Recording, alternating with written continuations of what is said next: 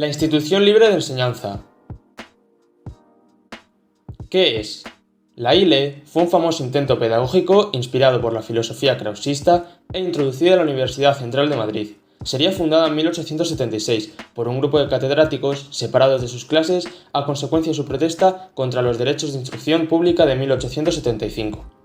Se negaban a que la educación que ellos daban fuese influida por cualquier dogma oficial, religioso, político o filosófico. En sus inicios se centraron en la orientación universitaria, siguiéndole más tarde la secundaria y la primaria. Fundamentos educativos. Escuelas sin libros de texto, ni tareas, en las que jugar es obligatorio. Profesores muy cualificados que acompañan a los niños en un aprendizaje sin fin. Estudiantes educados en el amor a la ciencia, la naturaleza, los deportes, el arte, y que se les anima a pensar por sí mismos, a ser autónomos. Estos principios actualmente nos suenan a los países nórdicos, pero fueron algunos de los principios educativos de la ILE. Otros que caben destacar son coeducación. Esto era una idea innovadora, pero la institución creía que si ambos sexos conviven en familia, en la sociedad, se debería presentar los mismos derechos, las mismas obligaciones y los mismos objetivos para unos y para otras. Educación continua. Hay una educación general que no es separada como actualmente en párvulos, primaria y secundaria. Educación formal. La intuición inundaba las aulas, que eran utilizadas para comprobar lo aprendido, enseñar y aprender a trabajar, nunca para repetir aprendizajes memorísticos, puesto que se los consideraba inútiles y anticuados. El inconveniente surgió cuando los alumnos de la ILE tenían que refrendar sus aprendizajes en un centro público para obtener el título. Educación no formal. Las excursiones fueron uno de los pilares de la ILE, pues daban mucha importancia al entorno del estudiante y aprovechaban todo, salidas a la naturaleza, otras poblaciones, museos, etc. El BILE. El Boletín de la Institución Libre de Enseñanza comenzó a publicarse en 1877. El BILE tenía una doble finalidad: informar sobre la marcha de la institución y dar a conocer el movimiento intelectual contemporáneo. Fue durante 6 décadas una de las revistas más influyentes de su tiempo. Publicó más de 4.000 artículos, con un alto porcentaje de autores extranjeros, pedagogos, investigadores, filósofos y literatos, entre los que se pueden destacar a Bertrand Russell, Henry Bergson, Charles Darwin y John Dewey. Principales protagonistas de este proyecto. Francisco Giner de los Ríos, fundador y director de la ILE.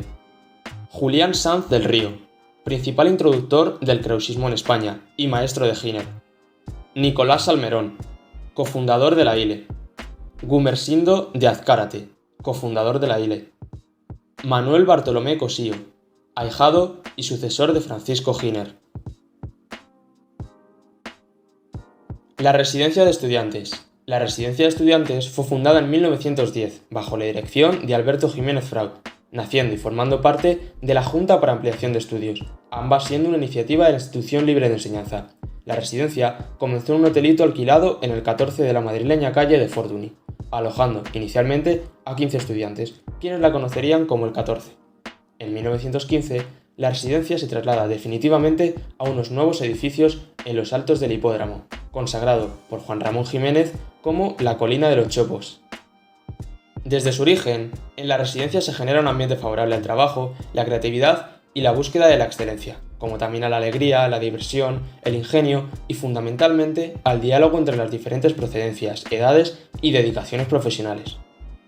Este ambiente favorecía valores como la tolerancia, la educación de los estudiantes, fortaleciendo la convivencia entre las diferentes disciplinas.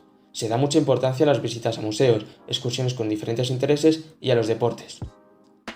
Orientaron a los residentes en un régimen informal de tutorías maestros como Unamuno, Juan Ramón Jiménez, Ortega y Gasset, Menéndez Pidal, Blas Cabrera, Eugenio de Ors o José Moreno Villa.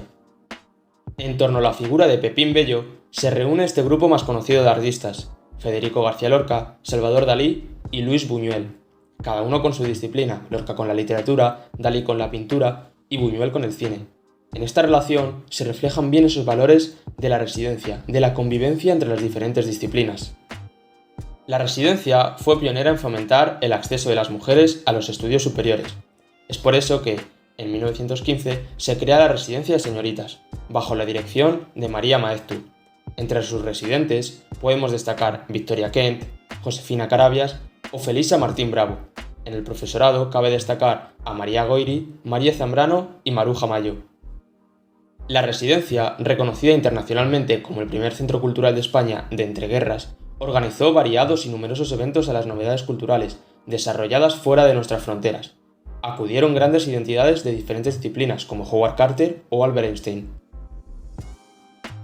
Si has llegado hasta aquí, solo quería agradecerte el apoyo y si te ha gustado, dale like, suscríbete y activa la campanita para no perderte ningún vídeo.